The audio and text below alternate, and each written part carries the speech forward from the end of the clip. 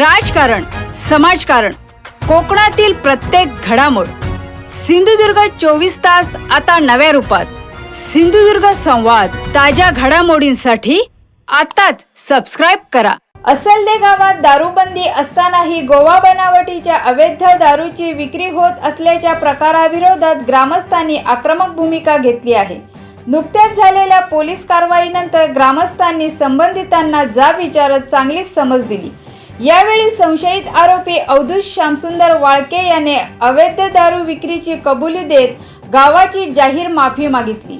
तसेच यापुढे गावात कोणत्याही प्रकारची दारू विक्री करणार नसल्याचे आश्वासन दिले. गावातील शांतता आणि युवकांचे भविष्य धोक्यात आणणाऱ्या अशा प्रकारांना ग्रामस्थांनी ठाम विरोध दर्शविला आहे. अमुक दिवस अमुक वर्ष असं करताय या माणसाला केली पाहिजे. त्यांची ऍडिशनल हजेरी पण चालू आहे. त्यांचे लाखाचे बॉन्ड केले, त्यांची हजेरी चालू आहे. दररोज त्यांना दोन्ही ह्यांना वांगणकर पण आणि ह्यांना पण बोलवलेलं आहे. आता ही कालची बातमी, हे पोलीस पण आम्हाला बातमी प्रेसला पण देत नाहीये, तेही लपून ठेवण्याचा प्रयत्न करतात. हे वाईट आहे. मी असलदी गावात दारू विक्री करत होतो आणि पोलिसांची रेड पडल्यानंतर मी दारू व्यवसाय आता बंद करणार आहे.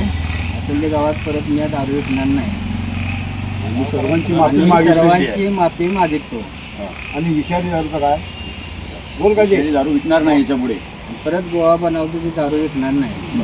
असल्ले गावामध्ये ग्रामसभेमध्ये दारूबंदीचा ठराव काही वर्षापूर्वी घेण्यात आलेला आहे. त्यामुळे असल्ले गावात सातत्याने दारूबंदीवर चर्चा होते. तरी देखील आमच्या गावामध्ये एक वाळके आणि वांगणकर असे दोन दारू विक्री करणारे गोवा बनावटीचे व्यक्ती आहेत. परवाच्याच दिवशी कणकवली पोलिसांनी वाळके या दारू विक्रेत्याच्या गोडाऊनवर धाड मारली. त्यानंतर गावामध्ये त्यांच्या विरोधात असंतोष निर्माण झाला होता. त्यानुसार काल सायंकाळी संबंधित दारू विक्रेत्यांना समज देण्यासाठी गावातील ग्रामस्थ गोळा झाले आणि या ग्रामस्थांनी संबंधित व्यक्तींना कडक शब्दात समज दिलेली आहे. गावात दारूबंदी असताना कोणत्याही प्रकारे आमच्या गावामध्ये दारू विक्री झाली नाही पाहिजे. जर झाली तर पोलिसांनी त्यावर कठोर कारवाई करावी अशी भूमिका गावाची आहे.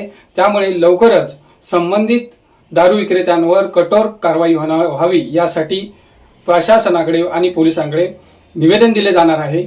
आणि यापुढे गावात दारू विक्री झाल्यास तीव्र स्वरूपाचे आंदोलन छेडले जाईल असा इशारा संपूर्ण आमच्या गावाने दिलेला आहे आणि त्या दोन्ही विक्रेत्यांना कडक शब्दात समज दिलेली आहे. सिंधुदुर्ग 24 तास आता नव्या रूपात.